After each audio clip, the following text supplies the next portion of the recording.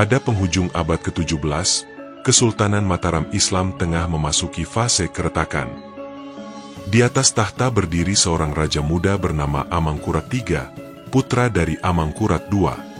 Ia mewarisi bukan hanya mahkota, namun juga ketegangan politik yang mengakar kuat di seantero istana. Berbeda dengan ayahandanya yang lebih diplomatis, Amangkurat III dikenal keras hati, paranoid, dan tidak segan menghancurkan siapapun yang dianggap mengancam wibawanya, baik dari luar maupun dalam keluarga sendiri. Ketegangan politik semakin menjadi ketika desas-desus tentang permaisuri kerajaan, Raden Ayu Lembah, mulai menyebar luas bak api di ladang kering. Di balik keanggunannya yang menawan, ia rupanya terlibat hubungan terlarang dengan bangsawan muda dari lingkaran dalam istana bernama Raden Sukro, seorang pemuda rupawan, cerdas, dan berlidah manis. Cinta mereka tumbuh diam-diam, berlindung di balik tirai dan lorong-lorong sunyi keraton. Dalam masyarakat yang menjunjung tinggi tatanan, kehormatan, dan garis keturunan raja sebagai titisan langit, perbuatan itu adalah pengkhianatan mutlak. Bukan hanya pada Amangkurat III sebagai suami, tetapi juga pada struktur kekuasaan spiritual Mataram. Gerak-gerik mereka tetap diketahui, meski penuh kehati-hatian, tetap menyisakan celah. Para abdi dalam mulai berbisik. Dayang istana yang setia membisikkan kejanggalan kepada para pejabat tinggi. Sampai akhirnya, laporan itu tiba di telinga sang raja. Amangkurat III yang tengah bergulat dengan ketegangan politik dan rasa tidak aman, menangkap kabar itu bukan hanya sebagai penghinaan pribadi, tapi juga sebagai konspirasi untuk menggulingkannya dari dalam. Tanpa menunggu fajar menyingsing, sang raja mengirim pasukan elit keraton untuk menggeledah kediaman permaisuri. Para penjaga menyerbu dalam gelap, membawa obor dan senjata panjang. Di balik sekat kamar permaisuri, Raden Sukro tertangkap tengah bersembunyi. Ia tidak sempat kabur. Raden Ayu Lembah pun hanya bisa menangis terseduh. Malam itu, keraton Kartasura terguncang. Denting gamelan berhenti. Para pengabdi terdiam ngeri. Seperti langit yang retak, kehormatan kerajaan tercoreng di tengah gejolak internal yang belum usai.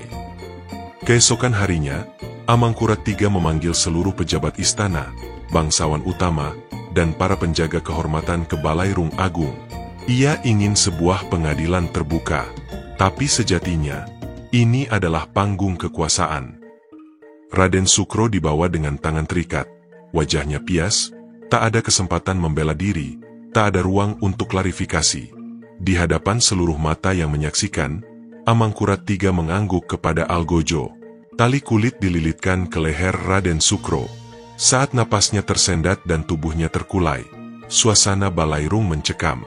Tak ada suara, kecuali desir napas ketakutan. Berikutnya, Raden Ayu Lembah dipanggil. Ia mengenakan busana keraton, namun rambutnya acak-acakan, wajahnya tak sanggup menahan air mata. Tapi lebih mengejutkan dari kehadirannya adalah perintah raja berikutnya. Eksekutor bagi permaisuri adalah ayah kandungnya sendiri, Pangeran Puger.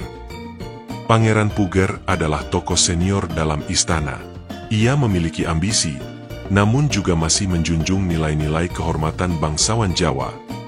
Perintah untuk mengakhiri nyawa darah dagingnya sendiri adalah mimpi buruk terburuk yang bisa dibayangkan. Tapi ini bukan dunia yang mengenal penolakan terhadap titah raja, yang memiliki kekuasaan absolut telah menjadikan manusia sebagai alat dan rasa sebagai dosa. Dengan tangan gemetar dan air mata yang tak berhenti mengalir, Pangeran Puger menerima keris pusaka dari petugas kerajaan. Ia melangkah mendekati putrinya yang berlutut. Raden Ayu Lembah tak meronta.